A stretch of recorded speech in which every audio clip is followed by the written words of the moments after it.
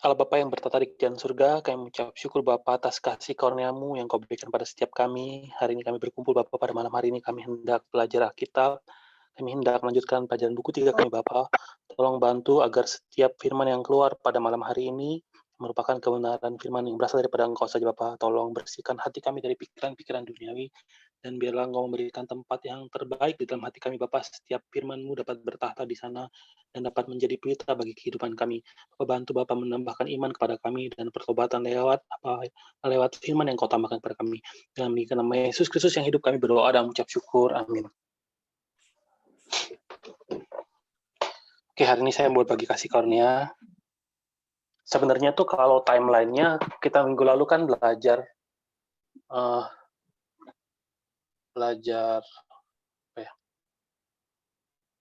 fase yang dihilangkan.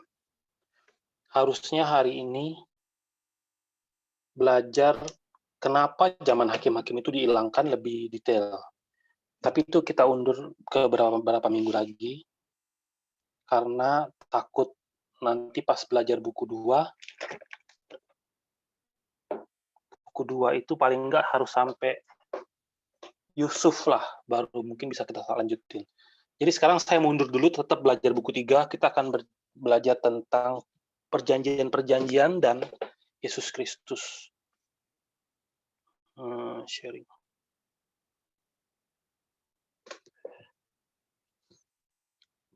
Oke, perjanjian ya.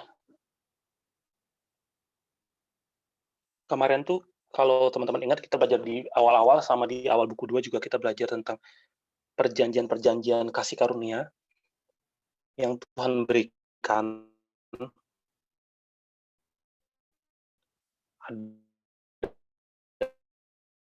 dari kepada Adam di Kejadian. Nih. Terus ada juga kepada Nuh. Ini kepada Nuh ya. Kepada Nuh, ada juga kepada Abraham, ada juga 7 perjanjian. Ini 7 perjanjian. Kepada Musa juga dikasih perjanjian. Habis itu Daud juga dikasih perjanjian. Habis itu Yeremia. Habis itu Yeskiel.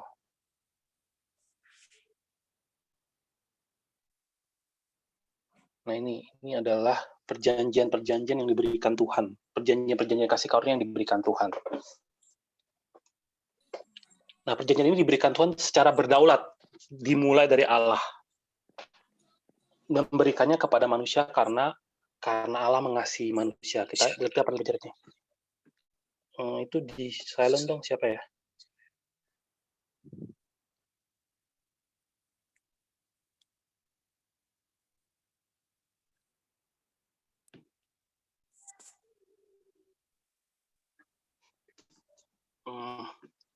Nah, jadi perjanjian-perjanjian ini diberikan Tuhan karena Tuhan tuh mengasihi manusia.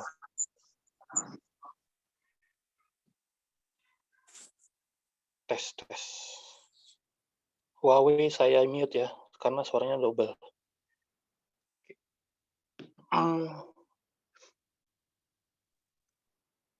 Nah, jadi perjanjian-perjanjian ini kepada orang-orang ini kan, semua orang manusia ini kan manusia berdosa. Allah secara berdaulat, secara satu arah memberikan perjanjian kepada manusia. Contohnya nih di perjanjian kepada Abraham. Kita lagi belajar di buku 2. Perjanjian sulu yang lewat di antara potongan-potongan binatang itu, Allah yang lewat. Abrahamnya nggak lewat. Jadi artinya Allah menegaskan bahwa aku akan menggenapkan perjanjian-perjanjian ini. Nah, manusia yang berdosa itu tidak mampu buat perjanjian dengan Tuhan. Akhirnya, apa, Ton? Nah, jadi Tuhan yang secara proaktif mendatangi manusia yang berdosa itu. Nah, perjanjian-perjanjian yang sifatnya kekal. Kenapa? Karena firman-firman ini karena perjanjian ini dibuat dengan firman. Ini kita belajar semua di buku 2. Nah, meskipun di setiap zaman Tuhan kasih perjanjian, manusia-manusia itu yang selalu mengingkari perjanjian Tuhan. Tapi tetap Allah kasih perjanjian lagi, kasih perjanjian lagi. Nah, meskipun isi perjanjian itu beda-beda, kayak perjanjian sama Nuh beda, sama Abraham beda, sama Musa beda, isinya beda-beda. Nah, Allah itu pelan-pelan pengen sampein isi hatinya itu seperti apa. Secara progresif, makin ke sini, makin luas perjanjiannya. Jadi walaupun isinya spesifik, di dalamnya itu sebenarnya tersembunyi pesan rahasia tentang Yesus, tentang Mesias. Contoh ya, kalau kita bandingin ya, Kejadian 3 ayat 15. Kejadian 3 ayat 15 tuh bilangnya gini, aku akan mengadakan permusuhan antara keturunanmu dan keturunannya. Ini Tuhan ngomong sama ular sama perempuan. Keturunan perempuan ini akan meremukkan kepalamu. Tuhan janji akan keturunan perempuan. Semua keturunan itu adalah keturunan laki-laki.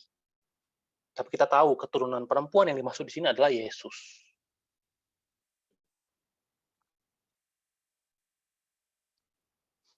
Terus contohnya, perjanjian kepada Yeremia. Yeremia 31 ayat 33. Isi dari perjanjian ini adalah, firmanku akan kutulis di dalam loh hatimu. Tuhan bilang apa? Di dalam loh hatimu aku akan pahat firman-firman ini. Yang ngomongin ini siapa? Ini ngomongin tentang siapa? Tentang Yesus, kan jelas ini ngomongin tentang Yesus, karena cuma Yesus yang bisa memahat firman di hati kita. Nah, semua firman-firman ini kepada Nuh, kepada Musa, kepada Daud, kepada Yeskiel itu semuanya ngomongin tentang Yesus. Tapi ada yang nggak belak-belakan seperti ini. Ada yang harus kita pikirkan dan renungkan dengan dalam. Nah, hari ini, khusus hari ini kita akan bahas ini nih. Perjanjian dengan Nuh. Perjanjian dengan Nuh dan hubungannya dengan Yesus Kristus. Nah, kalau kita bilang perjanjian dengan Nuh, itu ada dua. Yang pertama ya, siapa yang bisa baca siapa? Kejadian 6, ayat berapa ya? Kejadian 6 ayat 18. Tetapi dengan engkau aku akan mengadakan perjanjianku, dan engkau akan masuk ke dalam bahtera itu. Engkau bersama-sama dengan anak-anakmu dan istri anak-anakmu. Ini perjanjian yang pertama Tuhan berikan kepada Nuh. Sebelum air bah. Sebelum Nuh dan keluarga-keluarganya masuk ke dalam bahtera. Tuhan lo ngomong, aku akan bikin perjanjian sama kamu. Aku akan bawa kamu dan keluargamu masuk ke dalam bahtera. Sehingga kamu tuh akan diselamatkan. Nah, kenapa perjanjian ini penting? Perjanjian ini, karena tadi kan di Kejadian, di sini kan Tuhan janjiin keturunan perempuan kan? Nih, di sini nih. Benih perempuan kan? Terus dari zaman Adam ya.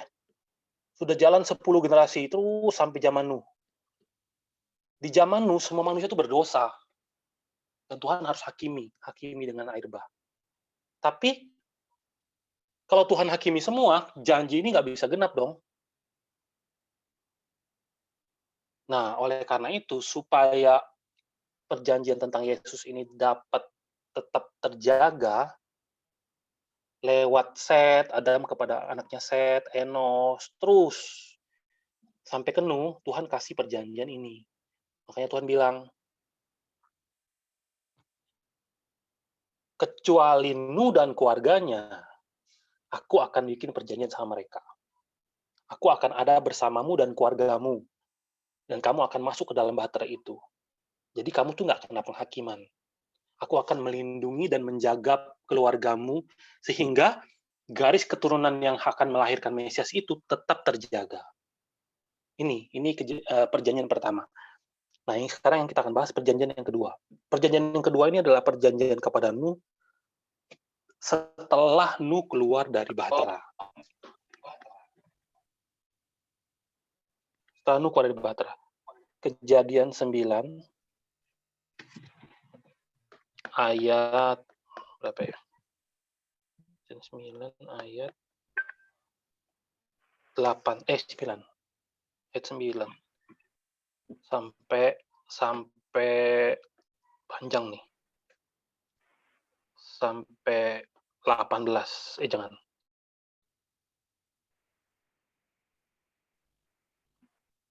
Sampai 17. Sesungguhnya aku mengadakan perjanjianku dengan kamu dan dengan keturunanmu, dan dengan segala makhluk hidup yang bersama-sama dengan kamu. Burung-burung, ternak, dan binatang-binatang liar di bumi yang bersama-sama dengan kamu. Segala yang keluar dari Batra itu, segala binatang di bumi. Maka aku adakan perjanjianku dengan kamu bahwa sejak ini tidak ada yang hidup yang akan dilenyapkan oleh air bah lagi. Dan tidak akan ada lagi air bah untuk memusnahkan bumi. Dan Allah berfirman, inilah tanda perjanjian yang kuadakan antara aku dan kamu, serta segala makhluk yang hidup, yang bersama-sama dengan kamu, turun-temurun untuk selama-lamanya. Busurku kutaruh di awan, supaya itu menjadi tanda perjanjian antara aku dan bumi. Apabila kemudian kudatangkan awan di atas bumi, dan busur itu tampak di awan, maka aku akan mengingat perjanjianku yang telah ada antara aku dan kamu, serta segala makhluk yang hidup, segala yang bernyawa. Sehingga segenap air tidak lagi menjadi air bah untuk memusnahkan segala yang hidup. Jika busur itu ada di awan, maka aku akan melihatnya, sehingga aku mengingat perjanjianku yang kekal antara Allah dan segala makhluk yang hidup, segala makhluk yang ada di bumi. Berfirmanlah Allah kepada Nuh, inilah tanda perjanjian yang kuadakan antara aku dan segala makhluk yang ada di bumi. Jadi kepada semua makhluk ya, dikasih perjanjiannya ini. Pada dasarnya perjanjiannya isinya gini. Allah janji dia tidak akan menghakimi lagi dengan air bah, seperti yang terjadi barusan. Sampai sejarah penebusan itu mencapai kegenapannya. Itulah semua isi perjanjian yang tadi kita baca. Allah bilang, aku tidak akan menghakimi lagi dengan air bah. Nah, sampai sekarang pun janji itu masih tetap valid untuk kita hari ini. Jadi ibaratnya tuh, walaupun setelah Nuh keluar dari Bahtera dan kemudian hari di berbagai zaman itu akan ada kejahatan yang merajalela di mana-mana, walaupun seperti itu, Tuhan akan tahan. Walaupun manusia itu layak dapat hukuman, Tuhan akan tahan. Tuhan akan tahan. Jadi kalau orang hari ini bilang, kok nggak ada lagi ya air bah, kok belum ada lagi penghakiman, katanya mau kiamat, itu bukan karena Tuhan nggak mau kasih kiamat, tapi Tuhan lagi tahan. Tuhan bilang apa? Aku akan tahan. Kalau aku lihat busur, kalau di bahasa Inggrisnya atau bahasa aslinya itu pelangi. Kalau aku lihat pelangi, aku akan ingat perjanjianku dan tidak akan menghapuskan seluruh orang. Jadi kayak pelangi itu kayak tanda. Makanya perjanjian Nuh yang ini yang kedua, secara teologi dikenalnya sebagai perjanjian pelangi. Pelangi sebagai tanda dari perjanjian. Busurku kutaruh di awan, atau kalau Inggrisnya NKJV, rainbow. Pelangi kutaruh di awan. Nah, ini artinya apa? Kita akan lihat ini ya. Kita akan lihat terbentuknya awan. Nah, matahari ya, bersinarnya kemana? Ke air kan? Matahari jelek banget. Ini sinar ceritanya, ini sinar. Nah, ini adalah laut. Ya kan? Nah, ketika matahari menyinari laut, itu ada uap-uap air. Ini uap-uap air. Ceritanya ini uap, dia mau naik. Nanti setelah dia naik, di atas dia jadi awan. Ini awan nih. 2 lah, jangan 1. Ya, itu kan secara alam, secara fisika. Sekarang kita baca Mazmur 84. Mazmur 84 ayat 11. Kalau Indonesia ayat 12. Saya bacain deh. Sebab Tuhan Allah adalah matahari dan perisai, kasih dan kemuliaan ia berikan, ia tidak menahan kebaikan dari orang yang hidup tidak bercela. Jadi ini tuh adalah gambaran dari ini Tuhan. Tuhan mengeluarkan cahaya. Sinar kan? Kalau baca di Amsal 6 ayat 23, coba baca deh Amsal 6 ayat 23.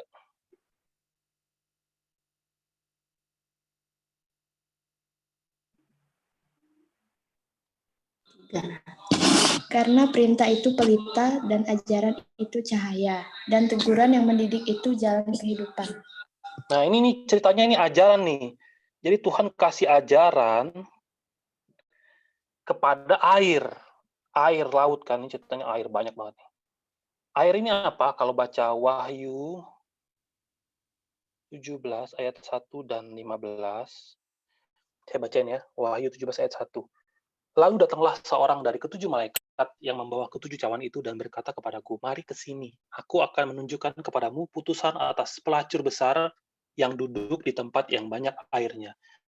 Jadi di sini ada pelacur besar duduk di tempat yang banyak airnya. Ayat 15 bilang begini, lalu ia berkata kepadaku, semua air yang telah kau lihat, di mana wanita pelacur itu duduk, adalah bangsa-bangsa dan rakyat banyak dan kaum dan bahasa.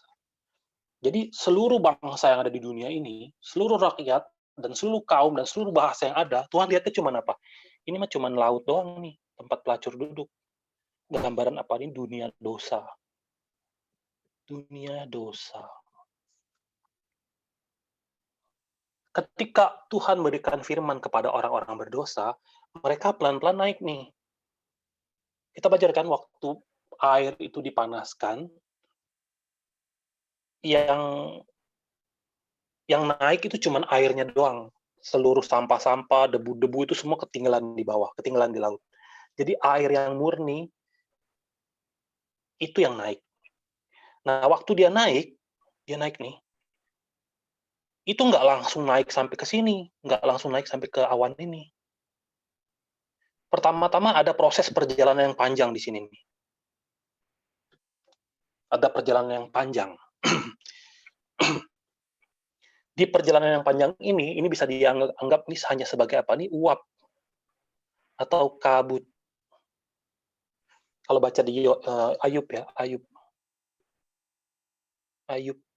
36 ayat 26, saya bacain ya, sampai 27 deh. Sesungguhnya Allah itu besar, tidak tercapai oleh pengetahuan kita, jumlah tahunnya tidak dapat diselidiki. Ia menarik ke atas titik-titik air dan memekatkan kabut menjadi hujan yang dicurahkan oleh mendung dan disiramkan ke atas banyak manusia.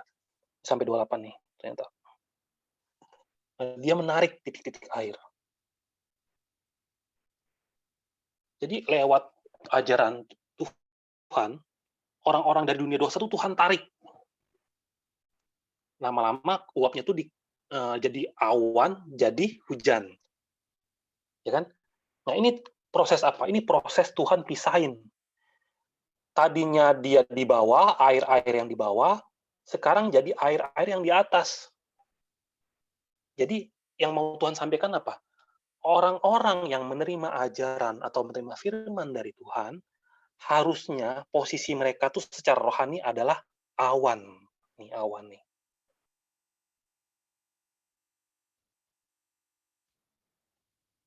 Tapi ternyata, waktu titik-titik air ini mulai naik, di sini, di dalam jarak ini pun banyak apa? Banyak debu. Makanya kalau dulu papa saya bilang, jangan mandi hujan. Kalau mau mandi hujan, tunggu hujannya lebat, 10 menit atau 15 menit, tunggu debunya turun semua, baru kamu mandi. Kalau nggak nanti sakit, dia bilang. Nah, jadi ketika uapnya mulai naik, dia tuh mulai apa? Mulai nyenggol-nyenggol debu-debu yang berterbangan di udara. Itu jadinya apa? Jadinya kayak kabut doang, kayak asap tuh. Kayak asap penuh. Karena apa? Kalau siang-siang, kalau di Jakarta, apalagi kalau lihat ke atas tuh, langitnya nggak kelihatan asap semua. Itu kenapa? Karena uap-uap air naik, itu nyenggol debu, itu jadi kayak kabut.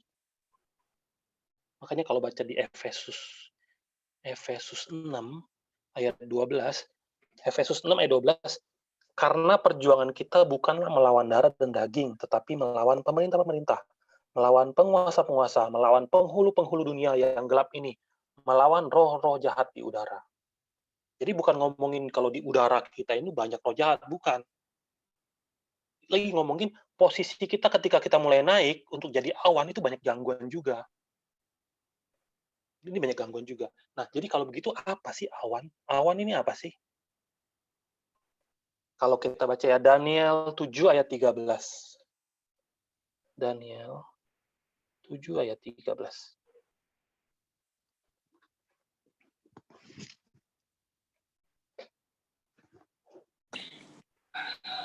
Aku terus melihat dalam penglihatan malam itu, tampak datang dengan awan-awan dari langit seorang seperti anak manusia. Datanglah ia pada yang lanjut usianya itu, dan ia dibawa ke hadapannya. Jadi kitab Daniel 700 tahunan sebelum Yesus datang, benar gak ya? Bentar.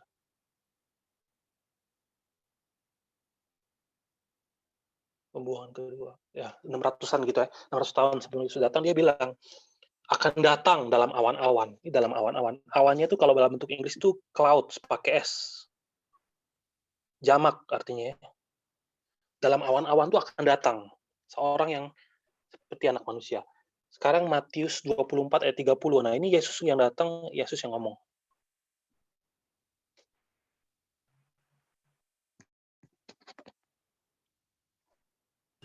Pada waktu itu akan tampak tanda anak manusia di langit, dan semua bangsa di bumi akan meratap, dan mereka akan melihat anak manusia itu datang di atas awan-awan di langit dengan segala kekuasaan dan kemuliaannya. Nah, ini juga sama, awannya jamak. Di atas awan-awan dia datang. Satu lagi ya, Wahyu 1 ayat 7. Saya bacain ya. Lihatlah, ia datang dengan awan-awan, dan setiap mata akan melihat dia, juga mereka yang telah menikam dia. Dan semua bangsa di bumi akan meratapi dia. Ya, amin. Ini juga sama, awan-awan. Jamak. Dicatat di Alkitab, di banyak Alkitab, di Perjanjian Lama, waktu Yesus datang, sama di Wahyu ditulis apa? Kedatangan Tuhan itu ditulis di antara awan-awan. Apa artinya Yesus itu datang di antara awan-awan? Di antara awan-awan yang banyak gitu. Kalau di kitab Yudas lain. Yudas tulisnya waktu Yesus datang, dia itu bukan datang dengan awan-awan, tapi dengan, coba baca deh, Yudas 1 ayat 14. Coba baca, Yudas 1 ayat 14.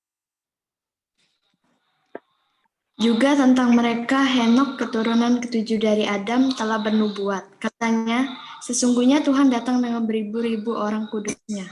Nah, yang dipakai bukan awan-awan, tapi beribu-ribu orang kudus. Ini banyak banget nih. Beribu-ribu orang kudus.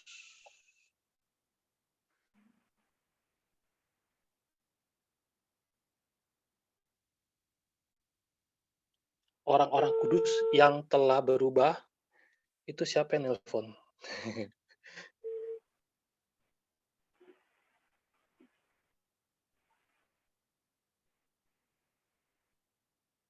Di silent dulu dong. Nah, jadi orang-orang yang telah berubah dari air laut yang kotor karena dia terus menerima firman, akhirnya jadi apa? Jadi orang kudus, jadi awan. Nah, makanya kalau kita baca di Ibrani 11, nanti kalau teman-teman di rumah buka Ibrani 11 itu isinya tentang semua orang-orang yang beriman. Semua orang yang beriman. Tapi kemudian setelah selesai ngomongin orang-orang yang beriman, itu semua tuh pasal-pasal iman namanya. Setelah ngomongin itu semua, di Ibrani 12 ayat 1 dan 2, Ibrani 12 ayat 1 deh, baca deh. Ibrani 12 ayat 1. Karena kita mempunyai banyak saksi bagaikan awan yang mengelilingi kita. Marilah kita menanggalkan semua beban dan dosa yang begitu merintangi kita, dan berlomba dengan tekun dalam perlombaan yang diwajibkan bagi kita. Kita memiliki banyak saksi yang bagaikan awan. Jadi awan-awan ini ngomongin apa sih? Saksi. Orang-orang kudus yang akhirnya bersaksi. Tapi kalau nggak mencapai posisi awan, hanya debu-debu di udara saja. Hanya uap saja. Makanya kalau baca di Yakobus 4 ayat 14, sedang kamu tidak tahu apa yang akan terjadi besok, apakah arti hidupmu? Hidupmu itu sama seperti uap yang sebentar saja kelihatan lalu lenyap. Tapi kalau awan itu sesuatu yang bisa menghasilkan hujan. Jadi kalau baca di Ulangan 32 ayat 1, coba baca Ulangan 32 ayat 1. Pasanglah telingamu, hai langit, aku mau berbicara, dan baiklah bumi mendengarkan ucapan mulutku. Jadi di sepanjang sejarah manusia ada, Tuhan tuh sudah banyak sekali menyinari mereka dengan firman, dan dalam tahap tertentu mereka bisa menjadi awan. Makanya ada Nuh, pemberita kebenaran itu, ada Henokh, yang sampai dia menginjilkan. Kalau di Yudas kan bilang apa? Tadi kita baca. Henokh saja yang ngomong tuh, Tuhan akan datang bersama dengan beribu-ribu orang. Ada Musa, banyak orang-orang yang memiliki kualifikasi sehingga mereka bisa memberikan apa? Pengajaran, biarlah pengajaranku dapat menetes laksana hujan. Ini jadi balik hujan nih. Pengajaran lagi. Nah, tapi di zaman Yesus ada orang-orang yang harusnya menempati posisi awan. Siapa mereka? Imam-imam, ahli-ahli Taurat. Mereka lah harusnya awan-awan, yang karena mereka tuh yang pertama terima firman Tuhan. Mereka bahkan mengajarkan firman Tuhan. Mereka harusnya mengerti apa yang Yesus katakan. Mereka bahkan bisa mengerti Yesus seharusnya. Sehingga nubuat bahwa Yesus itu akan datang dalam awan-awan tergenapi di zaman mereka. Ada 24.000 loh imam di zaman itu, tapi mereka itu semua bagaikan apa? Awan yang kering. Awan kering itu Yudas 1 ayat 11 sampai 12.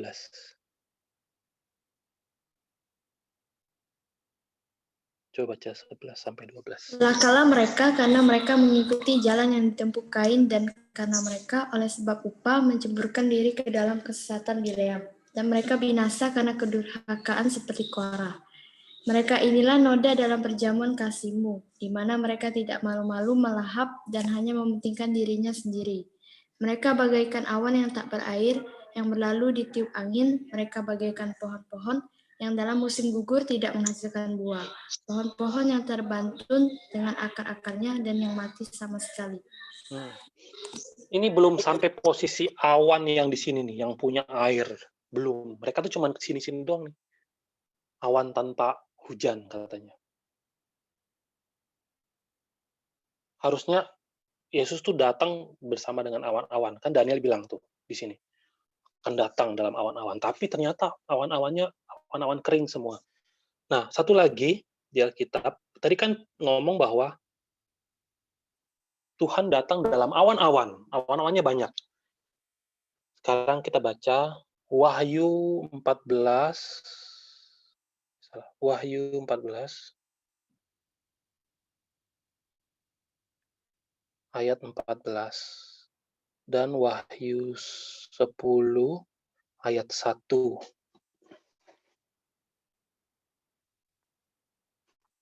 Baca.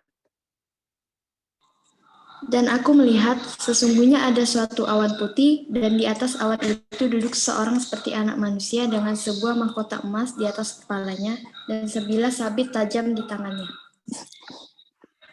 Nah, satu lagi, ayat 10 ayat 1. Dan aku melihat seorang malaikat lain yang kuat turun dari surga, berselubungkan awan, dan pelangi ada di kepalanya, dan mukanya sama seperti matahari, dan kakinya bagaikan tiang api. Ini ada di antara awan-awan, ini ada satu awan yang spesial. Kalau Inggrisnya a cloud. Sebuah awan. Awan itu adalah suatu benda yang tidak dapat dihitung. Bener nggak sih? Bener ya? Coba lihat ke awan kalau siang-siang. Lihat ke awan. Ada berapa awan hari ini? Yang disebut dengan awan satu itu apa sih? Satu gumpalan 1 meter kali 1 meter kah? Atau 10 kilometer kali 10 kilometer kah? Atau satu gumpalan satu sama satu gumpalan lain terpisah itu berarti 2 awan kah? Atau gimana? Tapi ini jelas Alkitab ngomong seolah-olah seperti ada satu awan nih, awan. Tunggal, a cloud, kalau Inggrisnya a cloud, singular nih, satu awan. Artinya apa? Ada satu orang kudus. Apa yang spesial dari orang kudus ini? Yang spesial dari orang kudus ini adalah dia ada pelanginya. Kalau dulu saya bayangin gini, ini ada awan, terus ada pelanginya nih, pelangi. Oh gitu. Nah, tapi hari ini kita akan belajar dulu ya, pelangi itu apa sih? Pelangi, setelah hujan turun, itu kan langit bersih kan? Nah, titik-titik air di udara itu kan bersih banget kan? Nah, ketika dia kena sinar matahari, masa gambar lagi sih? Gambar lagi ya? Hapus dulu. Matahari, ini matahari ya. Matahari, dia sinarin. Nah, ada titik air yang bersih, itu begitu kena matahari, sinar matahari, dia memantulkan cahaya, memantulkan molekul-molekul air. Harus air yang bersih. Kalau pelajaran di fisika itu pakai prisma. Prisma kan kaca yang segitiga tuh yang bersih. Nanti kalau kita senterin sinar, nanti dia jadi kayak warna-warni, pelangi. Harus benar-benar air yang bersih. Kalau enggak, dia nggak akan keluar pelanginya. Nah, pelangi itu sebenarnya apa sih? Pelangi itu adalah apa ya, warna pelangi itu apa? Merah, jingga, kuning, hijau, biru, nila, ungu ya. 7 warna ya, 7 warna pelangi, benar nggak sih? Merah, mejiku, ibiniu. Merah, jingga, kuning, hijau, biru, nila, ungu. 7 warna. Setelah matahari kenain titik-titik air itu, dia jadi keluarin warna merah, kuning, hijau ini. Cuman kan kalau kita lihat di sini kan cuman kayak merah, kuning, hijau doang kan. Tapi sebenarnya itu ada 7 warna. Jadi sebenarnya pelangi itu apa? Pelangi itu adalah cahaya atau terang yang kelihatan. Apakah terang itu bisa kelihatan atau enggak? Kayak contohnya ya, saya kan di kamar. Teman-teman yang di kamar atau di ruangan lihat deh sekitarnya, dinding gitu. Kayak kamar saya tuh dindingnya warna biru, ada warna pink, terus ada baju saya warna apa gitu. Semua itu memantulkan cahaya kan, memantulkan terang. Tapi sebenarnya itu sendiri bukan terang. Yang kita lihat tuh bukan terang. Kita nggak pernah lihat terang. Yang kita lihat tuh cuman pantulan terang. Jadi sebenarnya pelangi itu apa sih? Pelangi itu adalah terang yang terlihat. Coba kita pikirin, terang yang terlihat. Artinya apa? Secara rohani Tuhan menyampaikan apa? Kalau lihat di Kejadian 1-3, terang, jadilah terang kata Allah. Kemudian terang itu di hari keempat itu jadi matahari. Nah sama kalau kita lihat di Yohanes 1 ayat 1, Tuhan bilang apa? Pada mulanya adalah firman. Firman itu nggak bisa kelihatan. Pada mulanya adalah firman. Firman itu bersama-sama dengan Allah, dan firman itu adalah Allah. Firman itu nggak kelihatan. Tapi kalau baca ayat 14, Yohanes 1 ayat 14-nya apa? Firman itu menjadi manusia, dia jadi Yesus. Dan diam di antara kita. Allah manusia nggak bisa lihat. Yesus manusia bisa lihat. Sama kayak terang kamu nggak bisa lihat. Tapi pelangi kamu bisa lihat. Jadi pelangi itu adalah simbol dari Yesus Kristus. Dan ketika Tuhan bilang, Nuh, ketika aku lihat pelangi, aku akan tahan penghakimanku. Nah, kapan Tuhan lihat pelangi? Emangnya sebelum ada air bah nggak pernah ada pelangi di langit? Kapan sih Tuhan lihat pelangi ini? Tuhan lihat pelangi ketika Yesus itu di atas kayu salib. Ketika Yesus disalib untuk segala dosa-dosa kita, itu memuaskan keadilan Allah. Sehingga Allah menahan penghakimannya. Dia nggak jadi menghakimi. walaupun kita manusia berdosa itu layak dihakimi, karena Yesus ambil semua dosa itu kepada dirinya sendiri, Allah menahan hukumannya. Jadi Yesus di atas kayu salib itu adalah awan yang memiliki pelangi.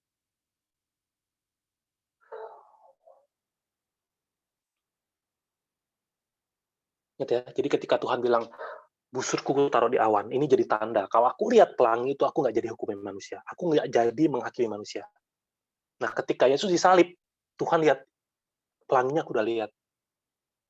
Selama 6 jam di atas kayu salib, Yesus tuh ngomong 7 firman. 7 firman. Ini saya nggak bahas terlalu dalam, cuman ayatnya aja. Cuman firmannya aja. Karena ini pernah di pelajaran dulu-dulu yang Selasa ya. Yang pertama itu apa? Ampuni ya, ampuni. Firman kedua itu, hari ini kamu dan aku akan berada di Firdaus.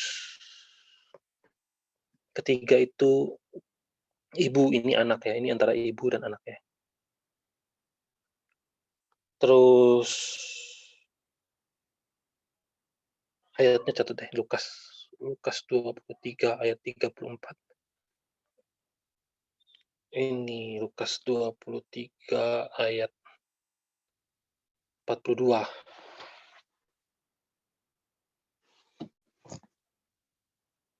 Penjahatnya bilang, kalau nanti kerajaanmu datang, ingat akan aku. Terus yang ketiga ini dia bilang apa? Yohanes 19 ayat 27. Terus yang keempat itu Eli Eli lama sabaktani, Matius 27 ayat 46. Terus nomor 5 itu aku haus. Ini Yohanes, bukan. Ini apa ya?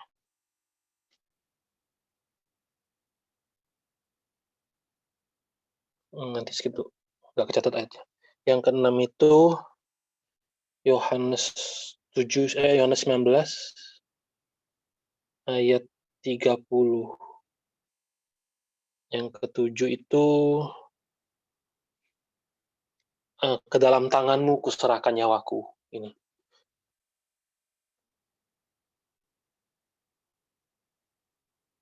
Nanti teman-teman buka recording yang hari Selasa dan kita belajar ini pernah. Nah, ketika Yesus mengatakan 7 firman ini, itu kayak 7 warna pelangi. Allah mengampuni semua dosa kita dan Allah menahan penghakimannya. Jadi 1 sampai 3 ini kayak Tuhan kasih kita pengampunan. Jadi Tuhan tuh kasih kita sesuatu. Tuhan hadiahkan sesuatu, berikan. Ini Tuhan yang berikan.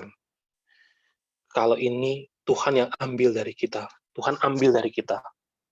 Semua dosa kita, semua doa-doa yang harusnya kita angkat, Tuhan Yesus yang ambil mewakili kita. Yang ini sudah selesai. Sudah selesai itu artinya apa? Yesus ngomong apa? Pekerjaan penyelamatan manusia sudah selesai. Makanya manusia punya harapan akan surga. Dan yang ketujuh tuh ngasih kita harapan tentang surga. Kita dapat mempercayakan hidup kita kepada Allah sekarang. Kenapa? Karena Yesus sudah selesaiin di 6. Oleh karena itu kita bisa berani mempercayakan hidup kita kepada Allah. Makanya kita harus bisa bilang, Bapa, ke dalam tanganmu kuserahkan spiritku, rohku, nyawaku. Jadi di atas kayu salib, Yesus itu seperti merangkumkan seluruh kehidupan pelayanannya. Seluruh kehidupan dia selama ini yang ada di bumi, 33 tahun, dan seluruh kehidupannya ke depan, kalau dia tidak disalib, itu semua dia curahkan di atas kayu salib. Semua alasan dia untuk datang ke dunia ini dicurahkan di 7 kata ini. Makanya pendeta senior penulis buku sering bilang apa? Yesus hidup di dunia ini tuh hanya mikirin 6 jam di kayu salib ini aja, dia bilang. Hanya untuk 6 jam di kayu salib ini. Karena Yesus sudah ambil semua dosa manusia, akhirnya semua penghakiman yang harus diberikan, air bah itu nggak jadi diberikan. Malah sebaliknya kita punya harapan untuk ke surga. Nah, jadi 7 firman ini kayak pelangi. Pelangi di awan. Pelangi yang muncul pada seorang kudus. Tuhan bilang, aku tidak akan menghakimi. Nah, di zaman Nuh, ketika selesai air bah, setiap kali ada hujan, mereka pasti takut kan, parno kan, ya ampun hujan lagi, apa 40 hari lagi seperti kemarin atau enggak ya? Nah, tapi ketika mereka melihat pelangi, mereka jadi, oh lega, mereka jadi lega. Setiap kali mereka hujan, lihat pelangi, mereka lega. Tetapi ketika zaman Nuh berlanjut, perjanjian ini kan Nuh pasti wariskan kan? Nuh wariskan kan? Tuhan bilang, ada pelangi, Tuhan nggak akan hakimin. Setiap orang yang terima janji ini, ada yang nggak percaya. Siapakah mereka? Mereka itu adalah orang-orang yang bangun Menara Babel di Kejadian 11. Kenapa mereka bangun Menara Babel? Karena mereka takut akan ada air bah lagi. Jadi mereka bekerja sama, saling menguatkan untuk saling tolong-menolong agar selamat dari penghakiman. Itu tujuan mereka itu. Jadi mereka bangun suatu menara yang tingginya sampai ke langit katanya, mau mencapai langit. Jadi membangun Menara Babel itu adalah suatu proklamasi yang menyatakan bahwa apa? Kita nggak percaya sama perjanjiannya Tuhan. Oke lah Tuhan janji, tapi kan kalau misalnya hidup kan juga harus pakai logika dong. Tuhan janji, tapi kan kita harus mikir dong. Kalau misalnya Tuhan nggak tepati janji gimana? Makanya kita harus punya menara yang bisa menyelamatkan kita. Dengan teknologi kita, dengan kebijaksanaan kita marilah kita bekerja sama. Membangun Menara Babel adalah suatu pernyataan lantang bahwa, Tuhan, kayaknya gue akan selamatin diri gue sendiri deh. Gitu. Itu mindset yang ada di belakang berdirinya Menara Babel. Dan itu benar-benar nantang Tuhan artinya. Orang-orang ini nggak percaya kepada perjanjian yang Nuh dan keluarganya terima. Akhirnya apa? Kita belajar di buku 1, orang-orang yang percaya kepada Nuh dan perjanjian-perjanjian Nuh, mereka pindah. Sementara orang-orang yang nggak percaya pada perjanjian Nuh, mereka ikut bangun Menara Babel.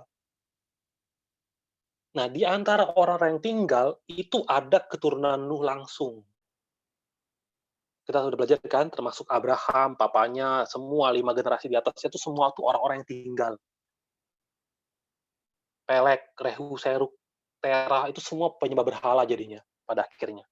Mereka malah berpartisipasi membangun menara. Jadi sambil pegang perjanjian, sambil pegang manusia. Dua-duanya.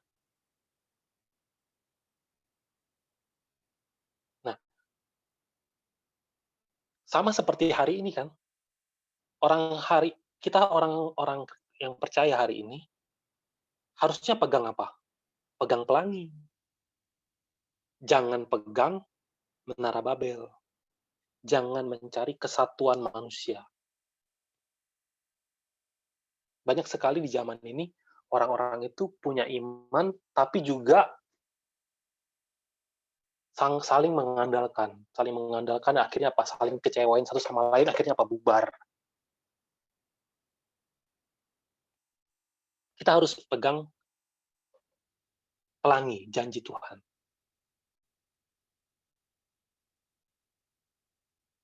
Kalau sempat terpikir, nanti kalau misalnya Tuhan nggak tolong gimana ya? Kita harus punya ini, punya itu, punya ini, punya itu. Ibaratnya apa? Ketika awan gelap datang, awan apalagi sekarang kan lagi badai corona datang, kita harus gimana hidup? Mau sampai kapan begini? Perekonomian hancur, semua hancur. Kita harus bagaimana? Nah, setiap kita kalau kita hanya mengarahkan mata kita kepada pelangi, kita percaya apa? 40 hari, 40 malam hujan itu nggak bakal datang, gitu ya. Nah, jadi ketika Tuhan kasih perjanjian kepada Nuh, busurku taruh di awan, sebenarnya yang dia mau sampaikan tuh tentang Yesus. Memang pertamanya alasannya adalah untuk apa? Untuk menjaga kelestarian keturunan-keturunan selanjutnya, supaya keturunan manusia yang memiliki iman itu nggak terputus. Tapi sebenarnya di dalamnya, Tuhan tuh lagi kasih wahyu progresif tentang apa? Tentang Yesus. Ada 7 firman yang akan dikeluarkan. Nah, sekarang di kesimpulannya, ini untuk kita renungin sama-sama ya. Kita baca Kisah Para Rasul ayat 1, Kisah Rasul 1 ayat 9 sampai 11. Coba baca.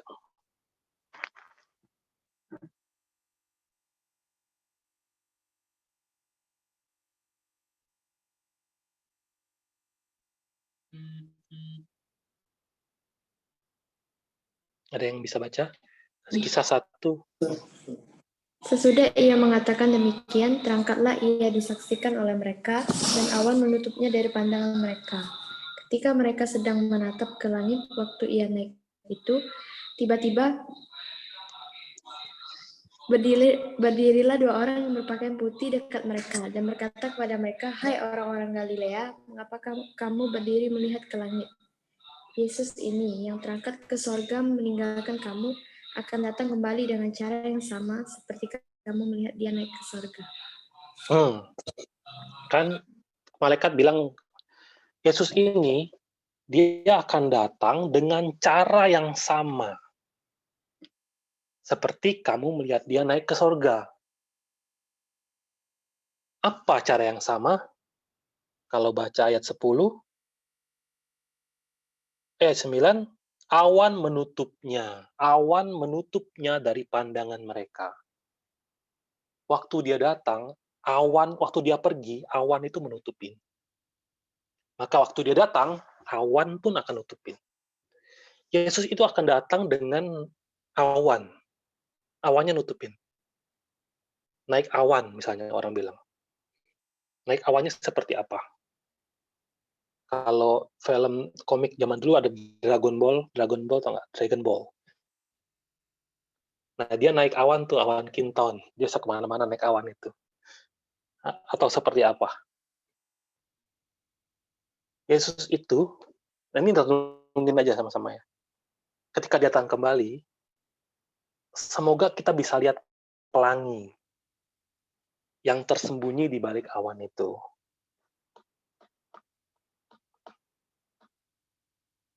Karena tanpa pelangi, penghakiman akan datang. Coba bayangin aja ya, di atas kayu salib, ketika dia lagi pukulin, ketika dia lagi, ini sepanjang perjalanan loh, sepanjang perjalanan tuh dia dipukulin. Kata penulis buku, Yesus tuh dipukulin sampai buta.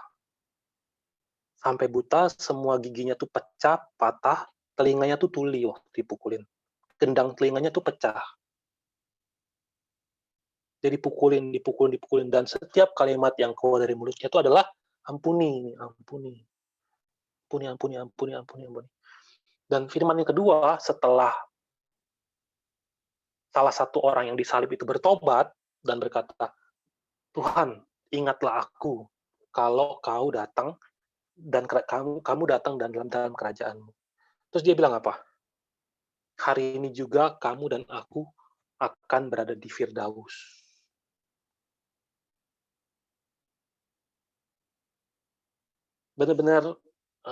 Benar-benar suatu awan yang murni. Tidak ada kepalsuan di dalam dirinya. Kalau manusia yang palsu, di saat segala sesuatu itu dalam keadaan baik, nyanyinya, atau ngajar Alkitabnya, atau persembahannya, atau ibadahnya tuh bagus banget. Tapi begitu dalam masa kesengsaraan, imannya langsung rontok. Banyak yang seperti itu. Tapi Yesus enggak. Di atas kayu salib pun, yang keluar dari mulutnya tuh hanya pelangi. Makanya ketika Yesus bilang, kalau aku lihat pelangi itu tandanya. Kalau aku lihat pelangi itu benar-benar nggak akan hakimi. Maka marilah kita dalam hidup ini mencari 7 firman Yesus dan menaruhnya di dalam hati kita, sehingga ketika Tuhan lihat, Tuhan bilang, aku tidak akan menghakimimu.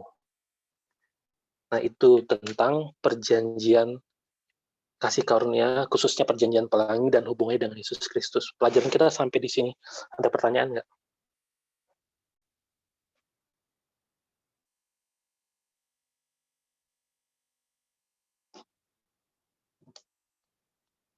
Kalau nggak ada, kita tutup dengan doa Bapa kami ya. Bapa kami yang di surga, dikuduskan namamu, datanglah kerajaan-mu, jadilah kehendak-mu di bumi seperti di surga. Berilah kami pada hari ini makanan kami yang cukup, ya belasan kami, ampuni orang yang bersalah pada kami. Kami dalam cepat, tapi berbesarlah kami dari jahat. Kepujian kuasa sampai selamat. Amin. Beri kemudahan pada Tuhan. Oh iya Mika, kenapa? Oh iya. Makasih, Dek. Thank you. Thank you, Kak Rusdi. Thank you. Bye, Papa. Thank you, Thank you, Thank you, Rusdi. Bro.